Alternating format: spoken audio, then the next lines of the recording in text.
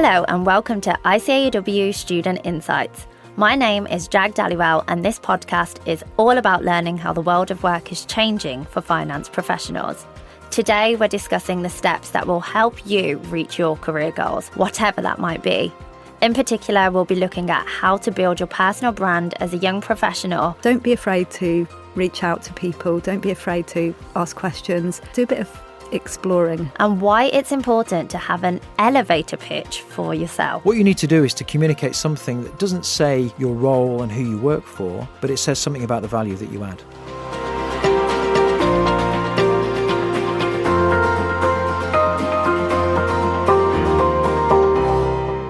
To share more on this topic, I'm joined by Melanie Coeshott, Chartered Accountant and founder of coaching firm Blue Diamond. And later today, we'll hear from Simon Gray, former recruiter and now head of business at ICAEW. Hi, Melanie. Hi, lovely to be here. Can you share a bit about Blue Diamond? Yeah, so Blue Diamond is a coaching business. I coach and I actually train accountants and finance professionals. So some of these accountants are individuals that come to me. They are mainly interested in career development, navigating their careers, how to get promoted, how to land that next job, or what do I do with my next career steps as well. So that's the first kind of people I work with. I also work with accountancy firms and finance teams. And it's amazing how wonderful it is to meet so many aspirational and aspiring accountants in my journey. So what is it that you really enjoy? Is it that nurturing aspect that you've touched on? Yeah, definitely the nurturing aspect and helping people flourish and grow. Often when they come to me, it's not like they're in a bad place, but they know that things can be better. And helping them, seeing them grow in confidence, seeing them try things out, seeing the progress. That's just wonderful. I love doing all of that. And something that we often hear just thrown around is the term personal branding. I think I've heard it so much. What does that actually mean? So I love the Jeff Bezos quote about this. Your personal brand is what people say about you when you're not in the room. We all have a personal brand, whether we know it or not, or whether we like the fact that we have one or not. We can't control what people say about us, especially when we're not in the room, but we can influence that. And we can influence it and shape it in a way that works for us. So we actually get to choose what our personal brand is. And whether it's thinking about 3 words or looking at feedback that people give us, we can shape this. We can shape this in everything that we do. What we say, what we don't say, what we do, what we don't do. We have a chance every day to strengthen and support our personal brand. And so, yeah, it is up to us. We can definitely influence this. Often our personal brand is very true to us. It's authentic to us, but it's about turning up the volume so that people can really get us and really get what we want them to know about us. So how important is it for accountants and the young professionals who are listening to start thinking about their personal brand early on in their careers? It's definitely important because we work with other people all the time. So whether these are managers or other stakeholders, these people are going to play a critical role in our development and our progression. And being aware of what people say about us, what they might be saying about us when we're not in the room, or even, taking cues from people, that's really important because we're not operating in isolation. You mentioned previously as well, if you've got a personal brand that doesn't really reflect you, how hard is that then to overcome and to kind of reshape? I think the first thing with any of this is actually finding out what people are saying about you. And we can do that through more formal feedback. But the best thing and the easiest thing that I recommend is asking 3 to 5 people for 3 to 5 words which describe you. And this is a really easy and quick way of getting some positive feedback. Now, most people are going to say nice things, positive words, because it's more comfortable, but it's a great way of finding out very quickly how you're coming across. We can't always see that. We can only see the world through our direct eyes. Some of these words might be very similar, or some of these words might be the same. That's a great indication to how we're coming across. And if those words are aligned with how we want to come across, then that's great. Maybe there's some room to shape them though. So if people say we're reliable, and actually we don't want to be just known as the reliable person, but we want to be known as the insightful person or something, then that's our opportunity to then take some actions, say some things, do some things that bring out that insight so that, yeah, we're still reliable, but that's almost a given. That's not what our unique selling point is. And those 3 to 5 people, could it be anyone? Who is best? So I think a range of people is useful. And actually, I was working with somebody on this yesterday, and she'd asked her husband, she'd asked her boss, she'd asked somebody who works for her, she'd asked a peer and a friend. So she had a real variety of people. And it was incredible, the consistency that came back in terms of the words, the adjectives that they used. So you can choose anybody. You can just choose people that work for you or people senior to you. But I think getting a variety gives you a more rounded perspective. Doesn't have to be just in the workplace. Yeah, your personal life as well. Because our brand, if we're somebody completely different at work to out of work, then that raises the question of, well, how authentic are we being? So how can having a personal brand and strong sense of identity in the workplace really help accountants pursue and achieve their career goals? So I think it's really important that we take control of our careers from an early age. Often when we're training, we know what's going to happen in the first couple of years, the first few years of our training contracts. And we can already start to shape that, but it becomes even more important once we've got beyond that. But even during the training contract, think about, this is a great opportunity. What kind of clients do I want to work with, or what kind of work do I want to do afterwards? Do I want to stay in audit, or do I want to go into tax? Do I want to explore other things that are within the firm that I'm working for? But it's up to us to think about that early on. And yeah, we might get some lucky breaks, but actually it's our careers, we own them. And the sooner we start thinking about those things, the sooner we are going to be shaping them, working on the things that matter to us. What can they do to really help understand who they are, what they like, that sense of identity? That starts with some personal reflection, and we don't always take the time to do that. So I would say give yourself some time. And that doesn't necessarily mean sitting down at your laptop or sitting down with a notebook, but sometimes taking yourself off for a walk, or sometimes in the shower, or these unexpected things, but giving yourself a chance to think about you. The great news is there's no one type of accountant, especially these days. So many different opportunities, and we can really be ourselves and shape our career. But that first point is giving ourselves some time. And then thinking about people around us that inspire us. So whether these are people 1 year ahead of us or people, much further on in their careers, what is it that they do? What is it that forms part of their daily duties or their world that kind of attracts you to them? And learning more about that. I think most people would be quite happy to spend a bit of time with somebody talking about their careers. And whether it's acting in a formal mentoring capacity or just giving them a coffee or half an hour, I think most people are happy to spend that time. So don't be afraid to reach out to people. Don't be afraid to ask questions, look around, and do a bit of exploring, I think. And what are your views on reaching out on, say, LinkedIn? Would you recommend that? I think LinkedIn is a great tool. And I often talk to people about the snail. This got referred in a training session the other day as Melanie's snail, 6 months after they'd learnt it. But I get a big piece of paper and draw a spiral on it. And I note down people that I was at school with, first of all, in the middle, and then I kind of spiral out up to the present day. Now, people training, maybe they feel they don't have too many contacts, but just noting down those contacts, you can't remember everyone, but then looking them up, where are these people today?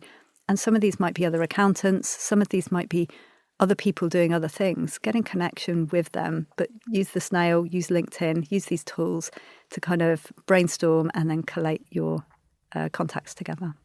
The snail's definitely something our listeners can take away. Are there any areas that accountants and finance professionals maybe struggle with when it comes to personal branding? A lot of the time, we feel that a good job should speak for itself.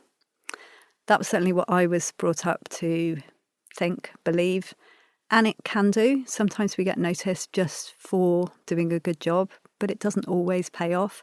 I think sometimes we expect people to notice and value and reward us for the work that we do, and it doesn't always happen. And then we can get frustrated because of that. We need to tell people, and to be able to tell people, we need to give ourselves credit. So periodically, whether it's quarterly or a couple of times a year. And this can coincide with your, appraisal or whatever your organisation does. But we owe it to ourselves to do this for ourselves as well. It's a muscle that we do need to strengthen. I think we're not naturally inclined that way as accountants. And actually, there's nothing wrong with it. Some people might be listening and thinking that for them it might be quite uncomfortable in a way to say, oh, I've done this, or look at these great things that I've done, and it might not come, like you've said, naturally to them. Are there any strategies or things that they could implement to do that well? So a lot of that comes from inner confidence. And I think if we get into this practice of giving ourselves that credit first, then it will become more natural. And one of the tools that I love doing is taking a blank piece of paper and I start at the top and I write down all the things I've ever achieved. And you can start anywhere. I always think back to kind of my spelling tests and my swimming badges and my brownie badges. And we don't need to list out every single achievement, but actually going through this process is really good in terms of saying, actually, look what I've achieved. I've done some great stuff. And it can be amazing for building up our confidence. Now, if we've got that inner confidence and then we've got that list of, well, these are the things I've done this quarter or this year, it's building up that sense of worth internally. So one area that you focus on, Melanie, is supporting the career of professionals and in particular women. So do you find that there are any barriers that women face? There's a wonderful book, which I didn't write, but I will plug this book anyway. It's called How Women Rise.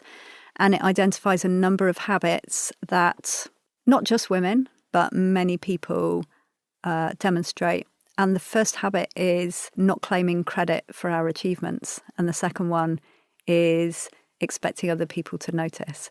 So if we're getting frustrated because other people are not noticing us, then it's not their fault. They're in their own head or they're busy with their own responsibilities. We have a duty to them and a responsibility to ourselves to share some of those things. So some of the points that we were talking about before, they're not exclusive to women, but I find more women clients come to me with some of these challenges as well. And the problem is that leads to frustration and that leads to maybe us not realising our potential as much as we could. And I think that's a shame as individuals, but a shame collectively as women as well. Well, thank you so much for those insights, Melanie. That was really useful. My pleasure.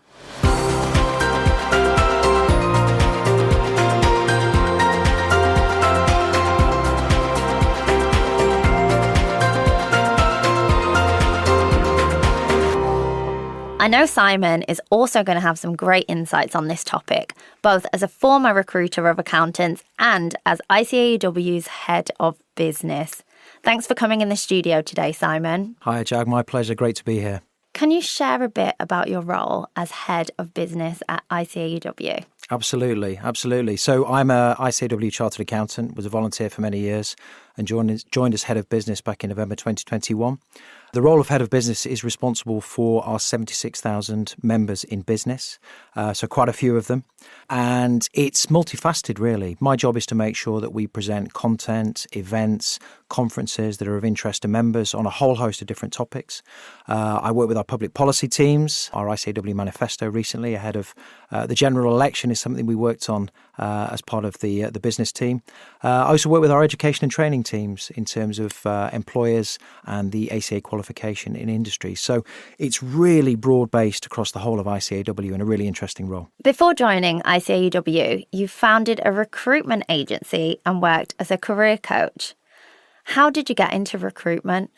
Yeah, so before founding my own recruitment business, I worked for a recruitment agency for about 5 or 6 years.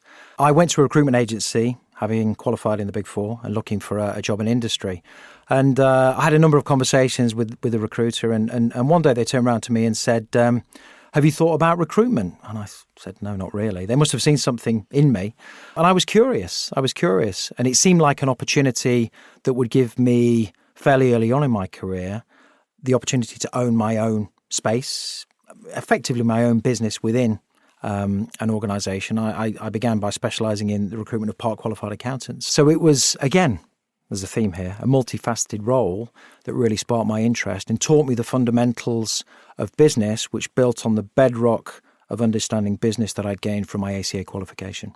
Simon, you must meet many accountants and have probably seen a lot of cover letters and CVs.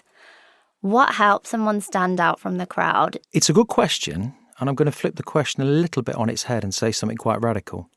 Because if you want to stand out in the job market, if you focus on a cover letter and you focus on a CV, effectively what you're doing is doing what everyone else is doing, which makes it very difficult to stand out. I've often said, and I used to say this to my career coaching clients, I used to say, I've only ever read one CV from start to finish, and that's my own. And I was in recruitment for nearly 12, 13 years, because people scan read your CV. So whatever you put on the CV, yeah, some of it's going to get read, but not all of it's going to get read.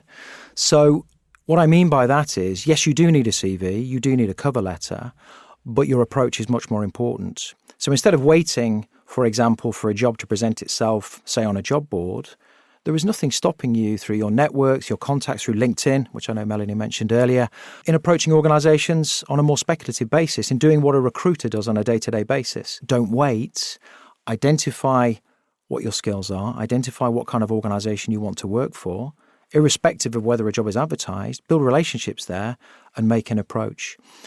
In terms of a CV, you do need one. What's critical on a CV is achievements. So what is it that you added to a particular organisation that you work for?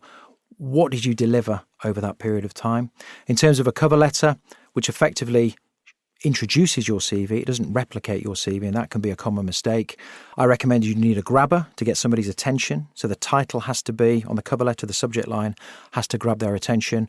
There has to be a message that communicates something where the reader thinks, wow, this person's really got something, and I would now want to refer to their CV to find out more. And then you need a call to action. So what happens as a result? If you are being speculative in the market, you can't just send a cover letter and a CV. You have to be prepared to follow up. And that means get on the phone or send a personal message on LinkedIn, and don't be afraid to do that. So to stand out, to come back to the original question, it's much more than a CV and a cover letter. It's about taking a different approach to everybody else. And some of those things, so really putting yourself out there, that can be quite daunting. Yes. So I never used to be very good at public speaking. In fact, I would run a mile from any opportunity to public speak, which is an opportunity to put your personal brand out there. But you have to be prepared to turn up the volume. I think the way to do that is to reframe what, in my instance, public speaking means to me. And that fear you have, the anxiety fear that you have, the fight or flight, which is a natural human reaction. And the same fear that you have, or the same feeling that you have from fear, is the same feeling that you have when you're excited. So I reframed the whole thing and pretended, actually, I'm not scared. I'm quite excited to communicate a message. And it changed my whole approach to public speaking. So if you are afraid of the LinkedIn connection, reframe what it means. Instead of you pushing your experience on somebody else, reframe it as, this organisation is doing things. I know I can help. It's my duty, if you like, to let them know I'm here just in case. And that's all you're doing. Reframe. I really like that. I'll take that away, definitely. Okay. Good. The accountancy profession is always changing. Outside of strong technical skills, what is it that recruiters and employers are really looking for from today's accountants?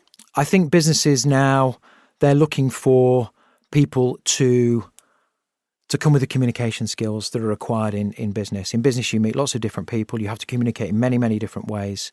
So the ability to communicate, and often as an accountant, communicate to non-finance people in a way that they will understand is very, very important. So communication skills are key. I think, going back to when I qualified, there was a big build up to the qualification. And almost then, the education stops, doesn't it? Well, the education doesn't stop. So demonstrating to an employer that you are in the business of lifelong learning. So what can you learn next? How can you improve? What can you learn to help you do your job? And being curious about what are the skills you could develop and making it known within an organisation that you're keen to gather additional skills, which helps you network internally. So communication skills, being curious, getting additional skills that are relevant to your role are things that people really need to focus on. When you qualify, the education doesn't stop. The education just continues. Let's then talk about elevator pitches. Okay. Why is it important to have it as an accountant? Because it goes back to your question around standing out. So an elevator pitch, the tradition is that, you need to be able to communicate to somebody. If you get in at the bottom of the elevator goes to the top. By the time you get out at the top, that person knows something about you that they'll take away. What you need to do is to communicate something that doesn't say your role and who you work for, but it says something about the value that you add. And what that does, it sparks them to ask a qualifying question. And then you're into a conversation. That person's more likely to remember you when the time is right for them to engage with you. Can I ask you yours? So how would you, as head of business, instead shape it to the value that you add? Yeah. So it's a good question. So I would say something along the lines of, I help ICAEW chartered accountants throughout their careers, develop their career experience, develop their professional capabilities for the entirety of their career. So if I'm talking to an ICAEW chartered accountant at an event, they're probably going to say, well, hang on a minute, how do you do that? That's what I thought. Yeah, they're going to say that. And then I would always ask some qualifying questions. And at a networking event, I would always tend to try and go first, to ask some qualifying questions. Because if you know something about the person you're talking to, with your elevator pitch then, you can gear your elevator pitch in a language and a topic that really resonates with that person. So if I met somebody at a networking event and I'd asked some qualifying questions and I knew they worked in the energy sector, that is something that I would highlight as part of my elevator pitch, because I know it would have resonance with them because it's the sector that they work in. So, Jag, we've talked about elevator pitches. I was curious, based on what I've said, what yours might be at the next event that you go to. I help students within the ICAEW community to get through their exams and to also help them early on in their career if they are struggling balancing their work life and the exams. I think that's good. I put you on the spot, but now I'm prompted to ask you another question. So you've achieved the goal. Thank you. Excellent. So having worked as both an accountant and a recruiter of accountants, what advice can you share with our listeners to make sure that they're actively working towards their career goals? Great question. So I think when it comes to careers and career goals, people often view this as a stop-start thing. So I'm in a job now. I'm happy in the job. I'm not looking to advance my career until it's time to move on. That's the wrong way to think about it. When I was an executive career coach, people would only use LinkedIn when it came to their job search. And certainly as a recruiter, we knew when people were looking to come onto the job market because suddenly they were active on LinkedIn. So the stop-start thing doesn't work. Your career is something you need to think about on a daily basis. In the organisation that you work for, networking internally, putting your hand up and volunteering to do stuff, particularly if it challenges you, gets you to meet different people in the organisation, and importantly takes you out of your comfort zone, that helps you develop your skills and it helps you to advance your career internally. When it comes time to move on, you should have been building a network throughout, both internally and externally. And I think the more you're prepared to turn up the volume in a professional way, understand who you're talking to, understand about yourself and what you're trying to achieve, and you do this continuously over time, it's amazing how doors magically suddenly open for you.